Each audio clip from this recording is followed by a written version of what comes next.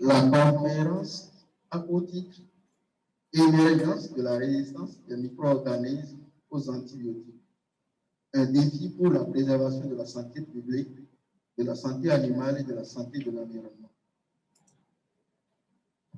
Merci, Javier. La parole.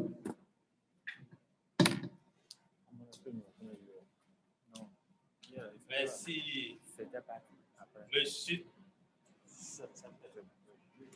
Merci, monsieur le président de séance.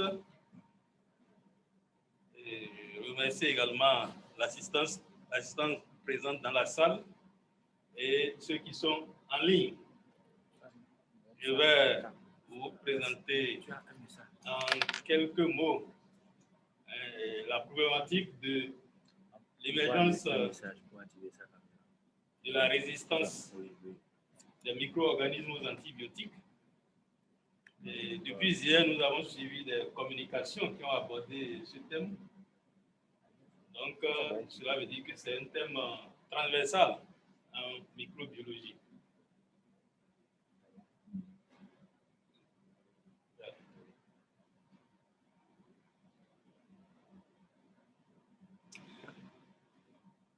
Je ne vais pas présenter un plan classique comme tout le monde. Je commence par l'introduction. Les bactéries, comme vous le savez, sont des organismes unicellulaires, mais qui sont hautement adaptables au changement de leur environnement. Ces changements peuvent concerner la limitation nutritive parce qu'il peut manquer d'aliments dans l'environnement. Cela peut concerner également le stress environnemental ou la présence d'agents antimicrobiens, ou la question de la résistance à ces agents-là.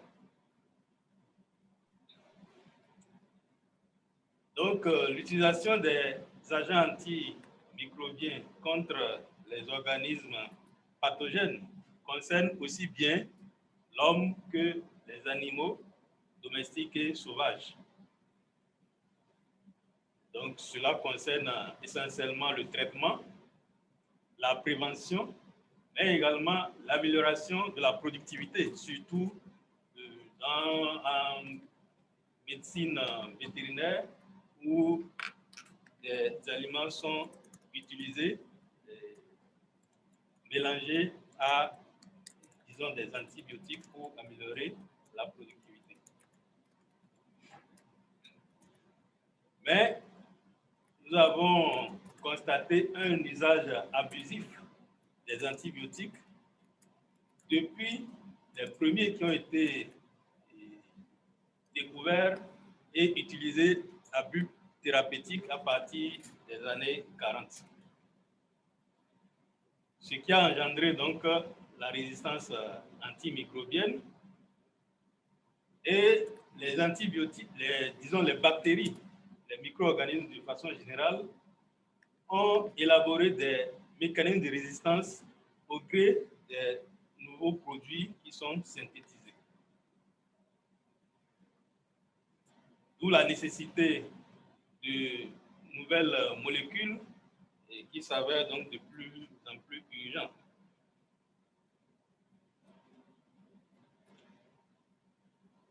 La probabilité de l'inefficacité de ces nouveaux médicaments, à l'absence de modification du mode d'utilisation des antibiotiques, est également importante à considérer. Du moment où certaines bactéries pathogènes sont désormais tellement résistantes qu'aucun traitement n'est envisageable.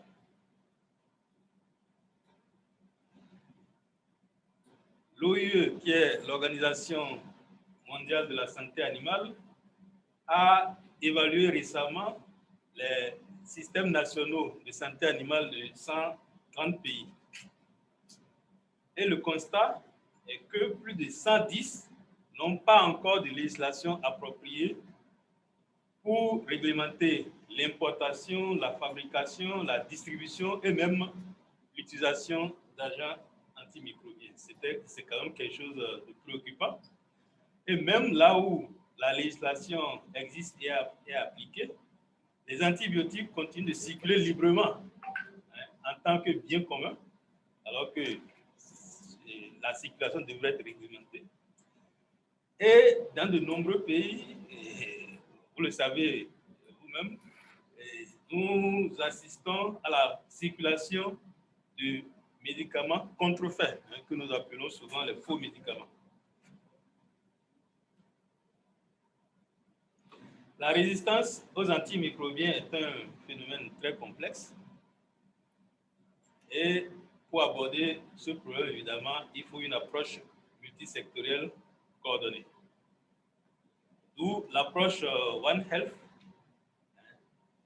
qui associe de multiples secteurs qui jouent un rôle dans la santé des êtres humains, des animaux aussi bien terrestres qu'aquatiques, des végétaux, et également les secteurs de production alimentaire, même l'environnement. Donc, le One Health, et nous reviendrons dessus, est quand même une approche qui peut permettre de résoudre ce problème de résistance. Maintenant, qu'est-ce que nous allons avoir comme développement? Donc, nous allons partir de l'historique de l'antibiorésistance. Ensuite, nous aborderons les mécanismes par lesquels disons les bactéries, d'une façon générale, les micro-organismes, arrivent à échapper à l'action des antimicrobiens. Et nous allons terminer par les dispositions à prendre pour faire face à ce problème. D'abord, une clarification conceptuelle, quelques concepts. Qu'est-ce qu'on appelle résistance aux antimicrobiens?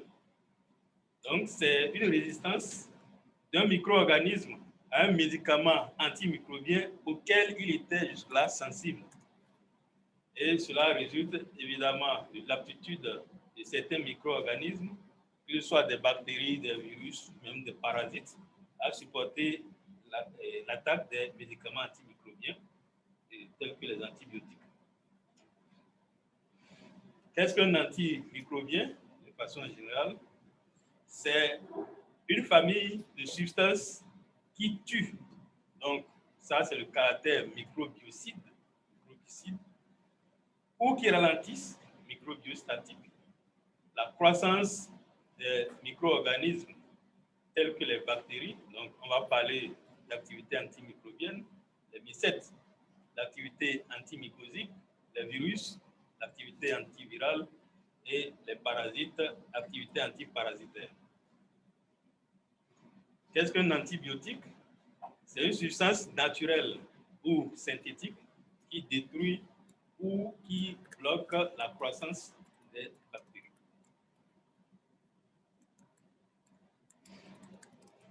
Le One Health dont j'ai parlé tout à l'heure, c'est quoi? Quel est ce concept-là? C'est une approche intégrée de la santé qui met l'accent sur les interactions entre les animaux, les humains et les divers environnements dans lesquels ils évoluent.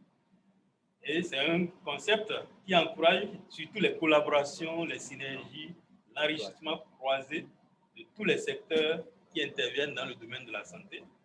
Et le but principal, c'est d'améliorer la santé, le bien-être grâce à la prévention des risques et l'atténuation des effets des crises qui proviennent de l'interface entre les humains, les animaux et leur écosystème. Donc, l'une de ces crises que nous vivons actuellement, c'est la pandémie à coronavirus. Maintenant, nous allons aborder la problématique, la question de la découverte des antibiotiques et l'évolution de la consommation de ces antibiotiques. Comme vous le savez, le premier antibiotique qui a été découvert, c'est la pénicilline par l'anglais Alexander Fleming en 1928. Mais immédiatement après, les antibiotiques n'ont pas été utilisés. Donc, il y a un certain nombre d'années qui sont écoulées pour travailler un peu sur ces antibiotiques-là. Et c'est à partir du début des années 40 que l'utilisation des antibiotiques a connu un un début d'application.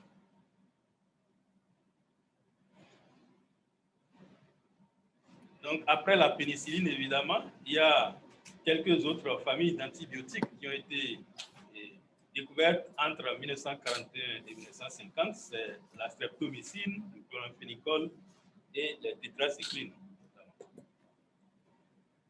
Ce qui fait que le spectre d'activité des antibiotiques s'est élargi et cela a permis l'amélioration de la lutte contre les pathologies d'origine bactérienne surtout.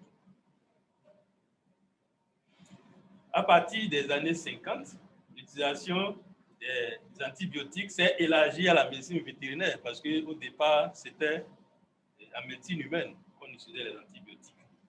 Donc, les antibiotiques sont utilisés aussi bien pour le traitement que pour la prévention des maladies. Et les molécules utilisées, c'est les tétracyclines, la streptomycine, le chloramphénicol et les sulfamides chez les animaux d'élevage. Mais il y a un autre effet, en dehors des effets thérapeutiques et préventifs, il y a un autre effet qui a été découvert par Moore et collaborateurs en 1946, surtout avec la sulfamide, les sulfamides et la streptomycine, c'est l'effet promoteur de croissance à faible dose. Et plus tard, le même effet a été découvert avec les tétracyclines et les antibiotiques polypeptidiques. Donc, ceci a donné une autre dimension à l'usage des anti-infectieux. Donc, l'usage de ces antibiotiques à faible dose dans l'aliment destiné aux animaux d'élevage est devenu progressivement une pratique courante. Mais cet usage-là, chez les animaux, surtout comme additif alimentaire, a suscité des inquiétudes, surtout chez les médecins à partir des années 60, parce qu'ils étaient préoccupés déjà à cette époque par la possibilité de sélection de bactéries résistantes qui seront transmissibles à l'homme. C'est pour cela que déjà dans les années 70 et 80, il y a un certain nombre de pays, un pays européen, un pays américain, qui ont pris des dispositions pour interdire ou pour limiter l'usage des antibiotiques. Disons, des antibiotiques qui sont utilisés à but thérapeutique, qu'on ne les utilise pas en tant qu'additifs. Quelles sont les familles d'antibiotiques? C'est un rappel, vous les connaissez. Je ne vais pas m'attarder dessus. Les antibiotiques, de façon générale, sont divisés en familles chimiques qui contiennent plusieurs molécules dont les spectres d'action sont à peu près semblables, mais non identiques évidemment, et les effets indésirables sont assez voisins aussi. Donc, parmi ces antibiotiques, nous avons les inhibiteurs de la synthèse des enveloppes bactériennes. C'est principalement le groupe des bêta-lactamines, avec toutes ces familles-là, pénicilline, carbape, énème, les monobactam, céphalosporine, phosphomycine et autres. Et j'ai pris quelques exemples qu'on peut retrouver dans ce groupe-là, quelques molécules qu'on utilise. Nous avons également les inhibiteurs de la synthèse des protéines, les aminosides, les macrolides, les phénicols, les cyclines et autres. Et vous avez quelques représentants également que j'ai mis là. Ensuite, nous avons les inhibiteurs de la synthèse des acides nucléiques, l'ADN notamment, c'est la quinolone, quinoléine, mupirocine et autres antibiotiques. Donc, quelques représentants de ce groupe.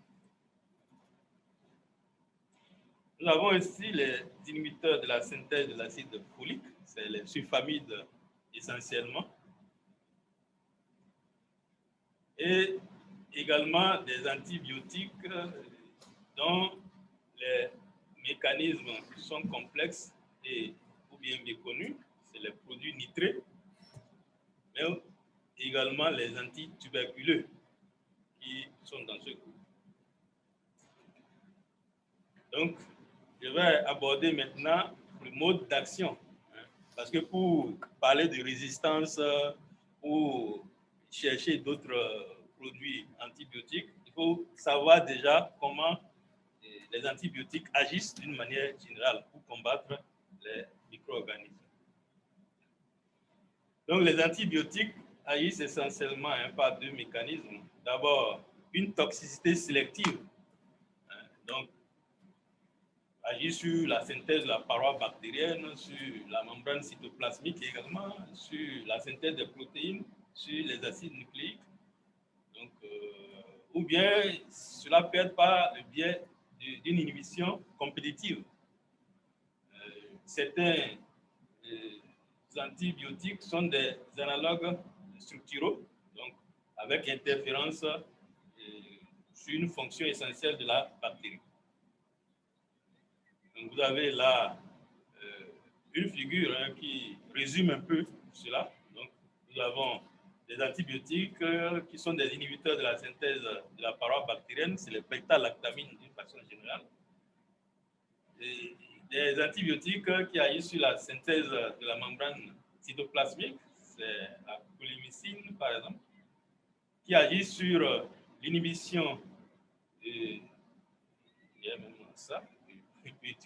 Donc, l'inhibition de la synthèse protéique, les aminosides, les tétracyclines et autres, et qui agissent également sur l'inhibition de la synthèse de l'ADN, c'est les quinolones, et qui agissent par d'autres mécanismes, c'est les sulfamides, la rifampicine, que nous avons vu tout à l'heure comme antibiotiques pour combattre la tuberculose.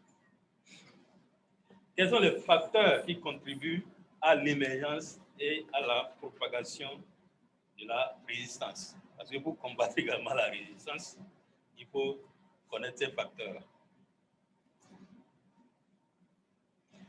D'abord, il y a la pression de sélection, l'utilisation exagérée des antibiotiques.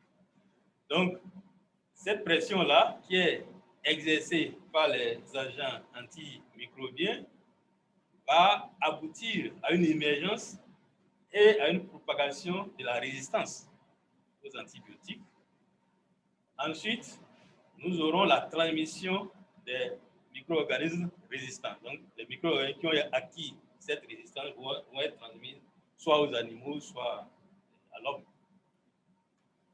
Et enfin, nous aurons la suivi des souches bactériennes résistantes qui seront donc présentes dans la population bactérienne concernée.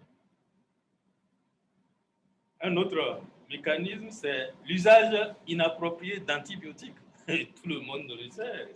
Si on a un petit mal, on va rapidement s'acheter des antibiotiques à la pharmacie sans ordonnance.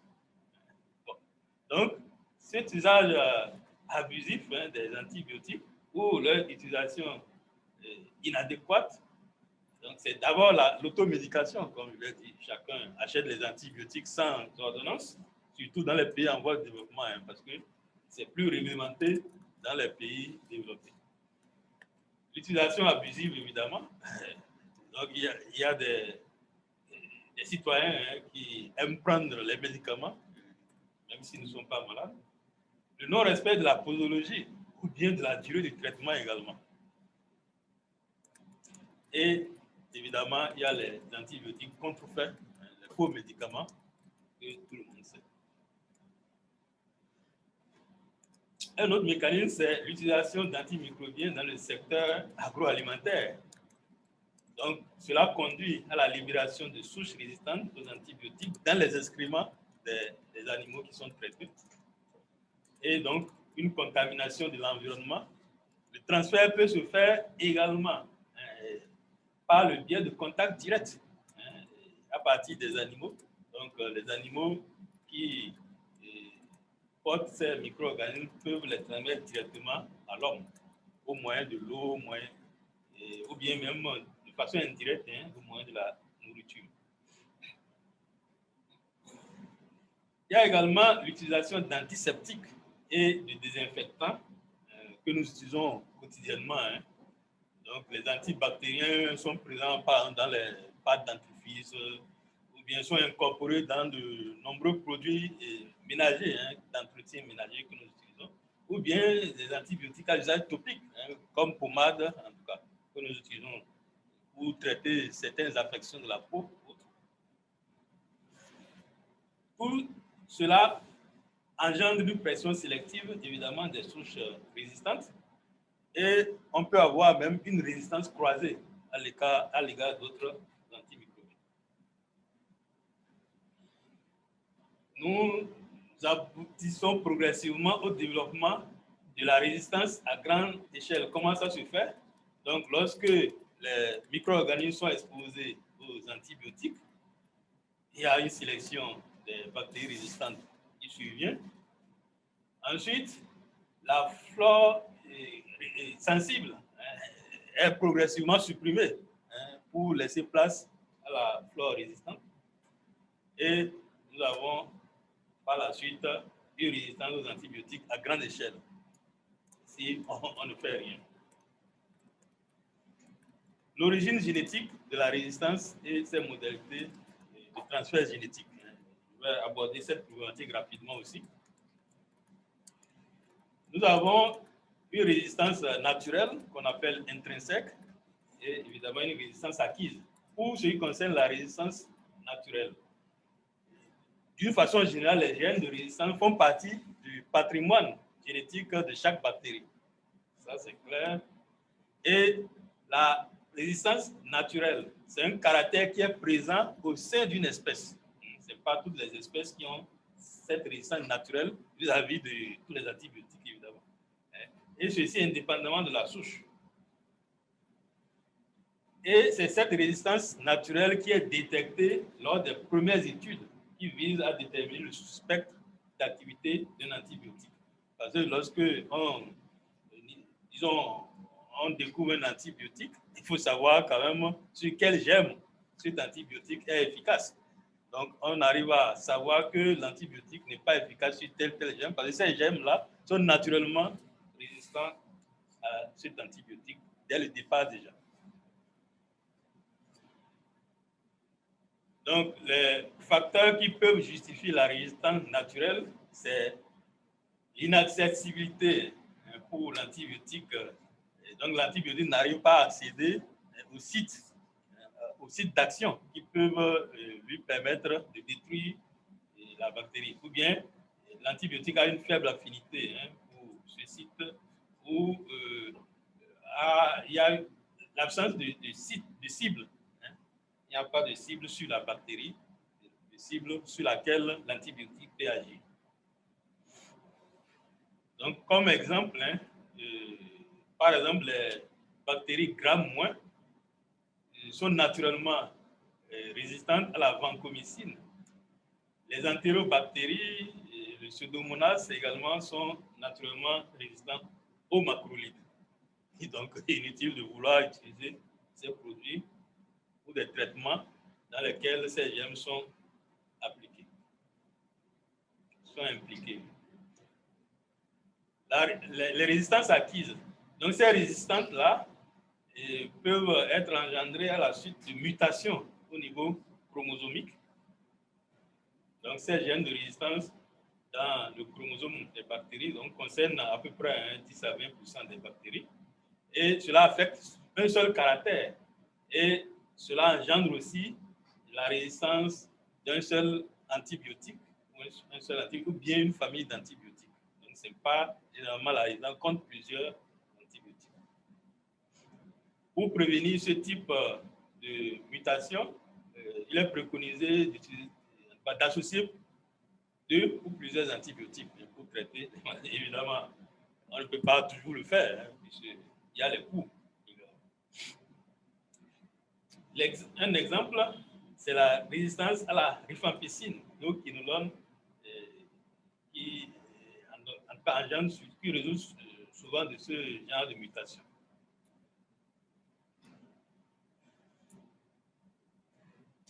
Donc, par rapport à la résistance acquise, nous allons voir 3 mécanismes rapidement. Il y a ce qu'on appelle la transformation. Donc, la transformation, c'est une bactérie. Généralement, les bactéries qui sont déjà résistantes, mais qui meurent, par exemple, peuvent libérer à l'extérieur leur patrimoine génétique avec des gènes de résistance.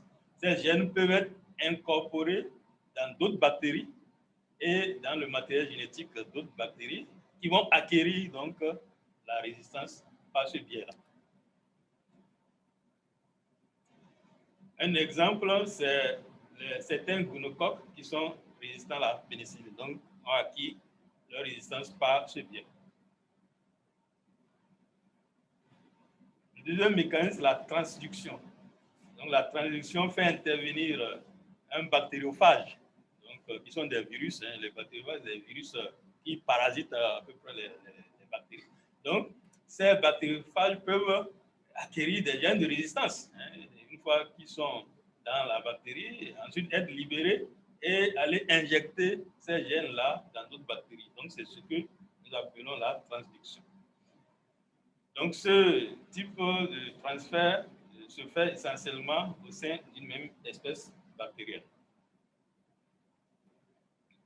Les plasmides sont souvent transférés par ce mécanisme de conjugaison.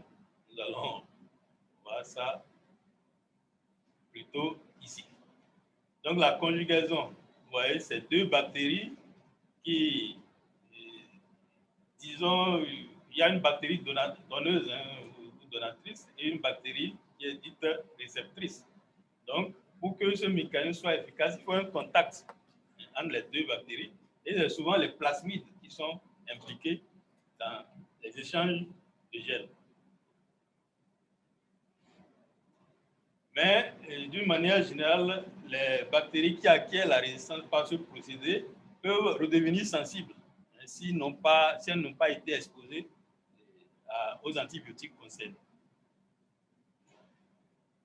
Quels sont les mécanismes de résistance aux antibiotiques? Donc, nous allons voir rapidement également ces mécanismes. C'est par l'inhibition enzymatique que les bactéries acquièrent la résistance. Donc, le micro-organisme va produire une enzyme qui va détruire ou bien inactiver l'antibiotique. Donc, cette production peut être le fait d'un facteur externe, donc d'un autre antibiotique, ou bien peut être constante. C'est le cas, par exemple, de la production des bêta-lactamases et d'autres enzymes.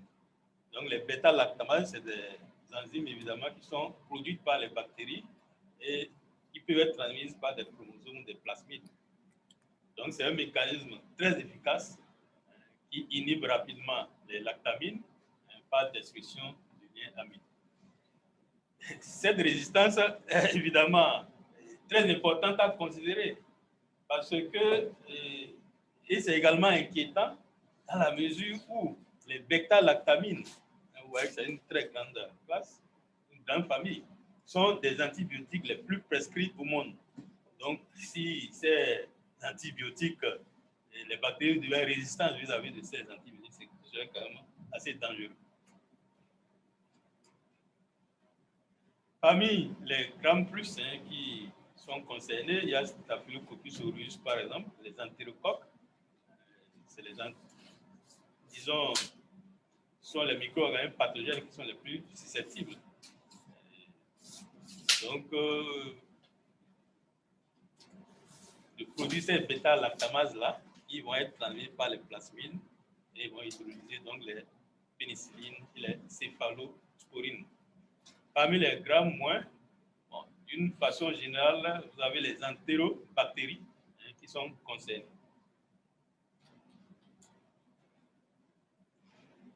En dehors des bêta-lactamases et des carbaphénimases, vous avez d'autres enzymes qui sont produits, donc les aminoglycosides acétyltransférases, par exemple, donc, qui inactivent les aminosides.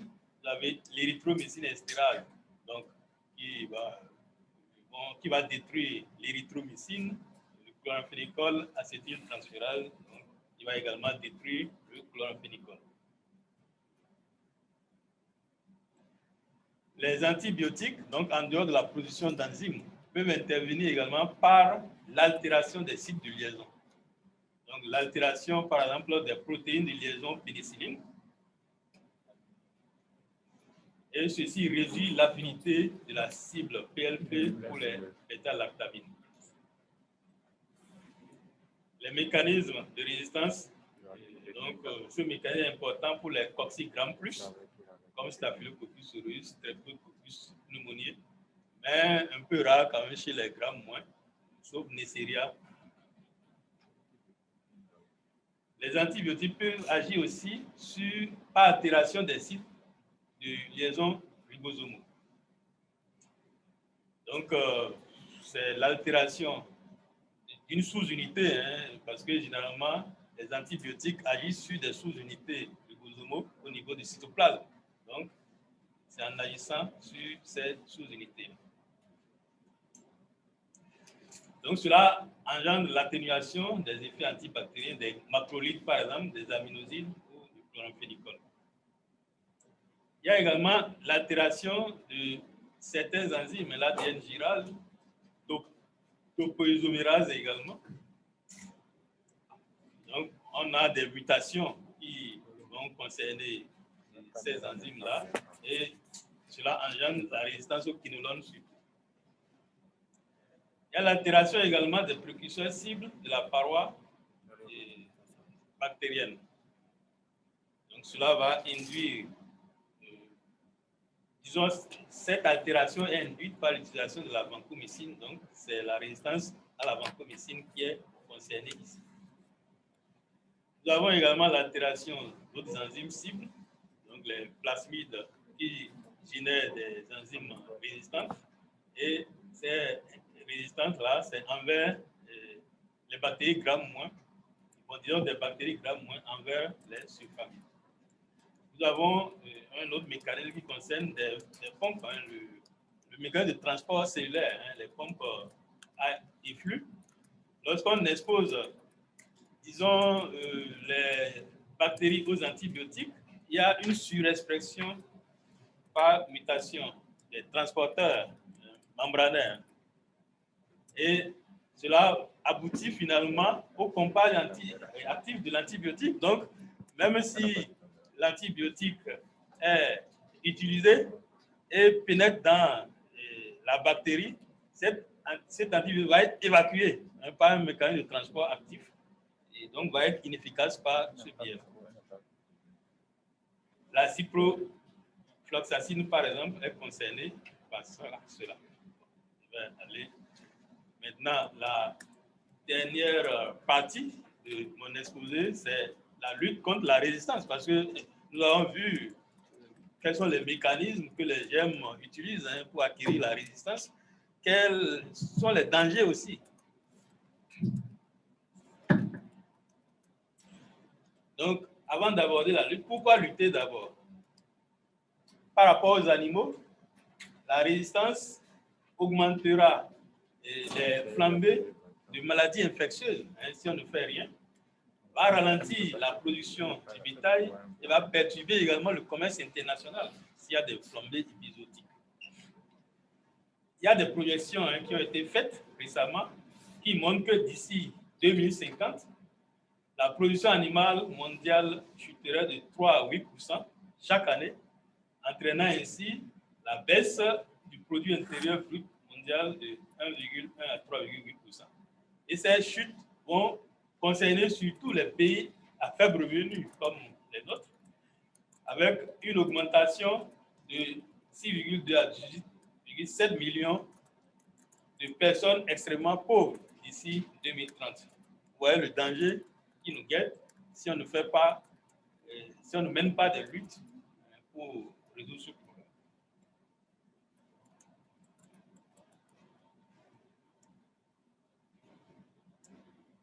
Ah, c'est bloqué, je sais pas.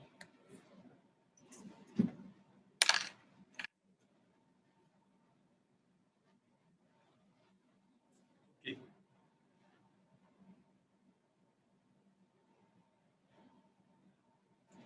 Également, par rapport à l'homme, le coût de la résistance aux antimicrobiens est considérable quand même pour l'économie. nous avons des décès, mais également des incapacités. La durée est plus longue hein, pour traiter certaines maladies, des séjours prolongés à l'hôpital, le besoin de recourir à des médicaments de plus en plus onéreux, et cela a des incidences évidemment financières sur les patients. Et sans antibiotiques et sans antimicrobiens efficaces, le succès de la médecine moderne dans le traitement des infections, même les actes chirurgicaux, donc sera mis en péril.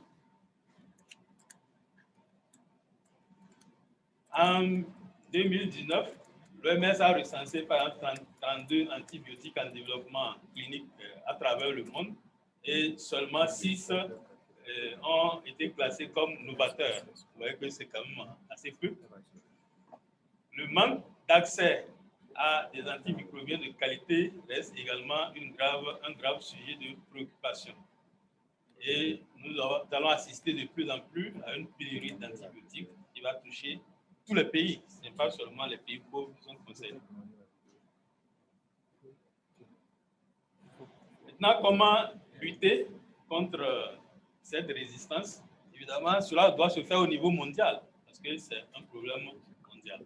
C'est pour cela que l'OMS a pris les devants en mettant en place un plan d'action mondial qui a été adopté en 2015 au cours de l'Assemblée mondiale de la santé. Et ce plan a été approuvé aussi par la FAO et l'Organisation mondiale de la santé animale, l'OIE.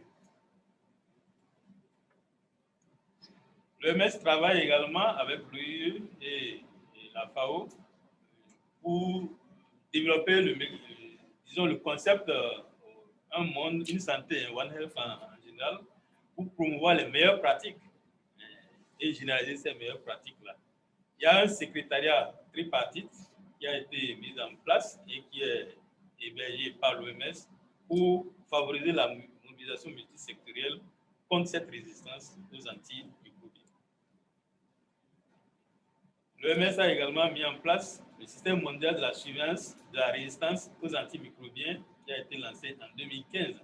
Et ceci permettra progressivement d'incorporer des données de la résistance parce que dans chaque pays, les travaux disons les données sur cette résistance sont rares. Il y a peu de pays qui font des travaux et qui ont des données fiables sur la résistance aux antimicrobiens. Donc, c'est pour cela que l'OMS a mis en place ce mécanisme pour que dans chaque pays, il y ait quand même un travail qui se fera sur la collecte des données. Pour orienter également la recherche et développement vers les nouveaux antimicrobiens, les produits diagnostiques et même les vaccins, l'OMS a également mis en place en 2017 la liste des agents pathogènes prioritaires. Et cette liste sera actualisée en 2022. Il y a un partenariat mondial sur la recherche et développement en matière d'antibiotiques également. Et d'ici à 2025, c'est un partenariat public-privé qui va proposer 5 nouveaux traitements. Maintenant, au niveau de chaque pays, il faut envisager l'approche One Health. C'est un nouveau concept, bon, c'est à la mode, mais il faut quand même mettre cela en pratique. Ce n'est pas souvent évident dans nos pays, parce que le One Health, au moins, permet d'intégrer les questions sanitaires et socio-économiques liées à l'homme, aux animaux, à l'environnement. Donc, c'est une approche multisectorielle. Et l'Alliance tripartite, OMS, FAO et OIE, recommande d'utiliser cette approche, surtout dans la mise en place du dispositif de surveillance de l'antibiorésistance. Comme je l'ai dit, chaque pays devrait avoir un mécanisme de surveillance parce que l'antibiorésistance n'est pas la même dans tous les pays. Donc, ça varie d'un pays à l'autre. Il faut que chaque pays connaisse son statut réel. Quelques autres mesures qui sont préconisées, c'est la mise en place de réseaux de surveillance intégrés qui visent à suivre l'emploi des antibiotiques, non seulement chez l'homme, mais également en élevage, en aquaculture aussi, mais en agriculture également. améliorer le respect des standards d'utilisation des antibiotiques, ce qui n'est pas facile dans nos pays, ça il faut le dire. Donc il faut vraiment des efforts à ce niveau-là, grâce à une plus grande sensibilisation des utilisateurs.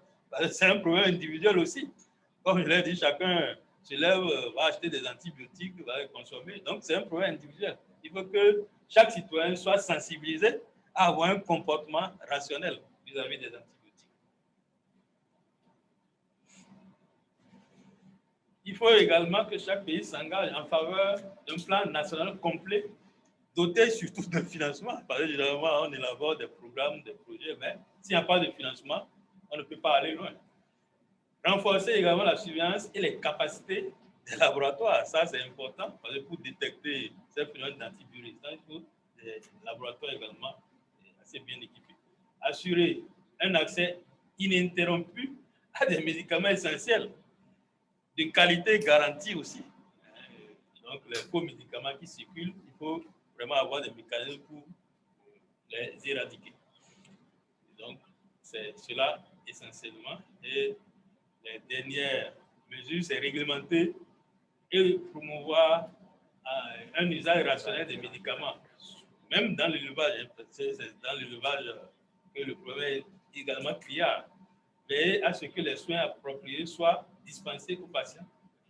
Réduire l'utilisation des antimicrobiens, surtout chez les animaux destinés à la consommation humaine. Améliorer la lutte contre les infections et promouvoir l'innovation et la recherche et développement pour mettre au point de nouveaux outils. Donc voilà à peu près quelques mesures. Hein. Ça, c'est des mesures dont les grandes lignes sont retracées ici. Donc voilà, nous allons conclure juste en un seul mot. Cette résistance antimicrobienne, comme vous l'avez vu, c'est un phénomène complexe qui requiert quand même des mesures urgentes, qui vise une collaboration multisectorielle avec l'approche One Health. Donc, il faut également intensifier l'innovation, les investissements dans la recherche opérationnelle, dans la recherche et développement de nouveaux médicaments, de nouveaux vaccins, des outils de diagnostic aussi, prendre des dispositions pour limiter l'émergence de la résistance des micro-organismes aux antimicrobiens. Donc, tout le monde doit être impliqué dans ces dispositions qui permettront donc de lutter contre ces mécanismes de résistance. Voilà. Merci de votre attention. Pour cette posée intéressante et didactique. Alors, on a beaucoup de retard par rapport à la session d'hier. On prendra peut-être maximum 3 questions. Après dans la salle, est-ce qu'il y a des questions dans la salle? Merci. Abadé? Pourquoi? Est-ce qu'en ligne, il y a des questions? Monsieur Mawab, c'est ça? Monsieur Pelleté? Monsieur Pelleté?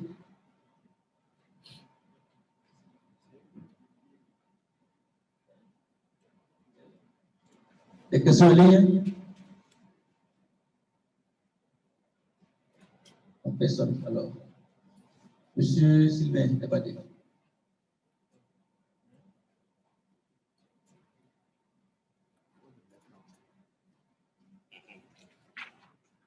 Je voudrais remercier le professeur pour sa présentation qui était très claire. Merci beaucoup, professeur. J'ai juste une question. Est-ce qu'au Bénin, à votre connaissance, on a déjà un plan de surveillance de résistance aux antibiotiques? Et sinon, au cas où on n'aurait pas ça encore, et quelles sont les actions concrètes que vous pouvez suggérer pour qu'on puisse mettre en place un tel plan de surveillance? Merci beaucoup.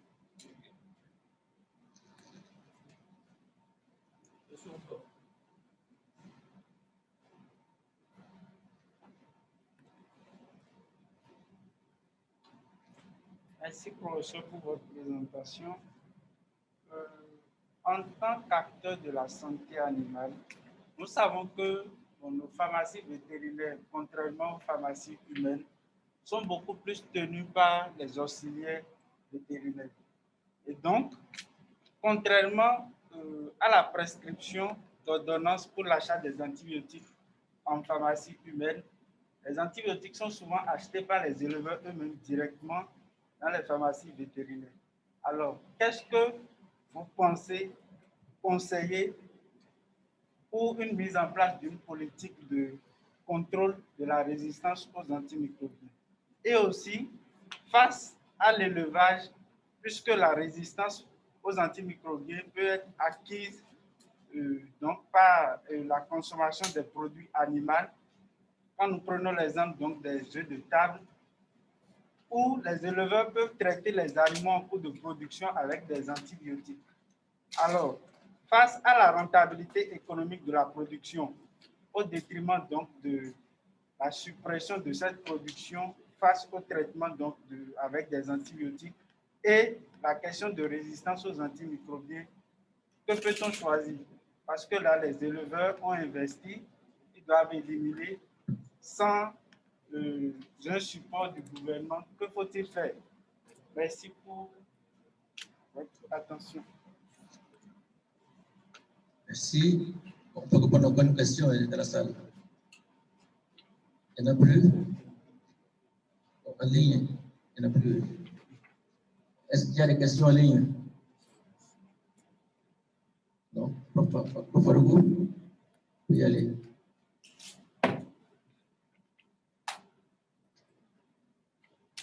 Ok. Merci aux participants qui ont posé des questions. Merci également aux autres qui sont en ligne avec nous ce matin. Donc, la première question concerne le plan de surveillance de ces résistances-là. Bon, évidemment, le Bénin est membre de l'OMS et c'est sûr que notre ministère, le ministère de la Santé du Bénin, est informé par rapport à ce plan qui doit être mis en place par tous les pays. Je n'ai pas d'informations sur le niveau de mise en place de ce plan, mais ce qui est certain, il faut qu'on en arrive là si on veut vraiment lutter contre la résistance aux antimicrobiens. Donc, par rapport aux relations qu'il faut suggérer, c'est également de mettre en place cette concertation multisectorielle que le One Health, parce qu'on ne peut pas aborder cette question, disons, en médecine humaine seulement. Comme vous l'avez vu, en médecine vétérinaire, le problème se pose avec acuité. Donc, il faut une concertation, la mise en place du One Health, il faut aller là pour que les mesures concertées soient prises et c'est ça qui peut être efficace. Donc, la surveillance aussi bien chez l'homme, chez les animaux, même les animaux aquatiques, et l'environnement aussi. Bon, par rapport à la question des pharmacies vétérinaires, bon, évidemment, contrairement à la médecine humaine, parce qu'en médecine humaine, les choses sont bien séparées. Donc, le médecin est différent du pharmacien. Et les deux corps sont différents. Mais en médecine vétérinaire, le vétérinaire est à la fois médecin des animaux et pharmacien. Oui, c'est ça, il y a un mélange à ce niveau. Mais le problème qui se pose, est-ce que nous avons suffisamment d'agents de santé qui peuvent encadrer les éleveurs? C'est ça aussi le problème. Vous avez dans une commune peut-être 1 ou 2 agents. Donc, les éleveurs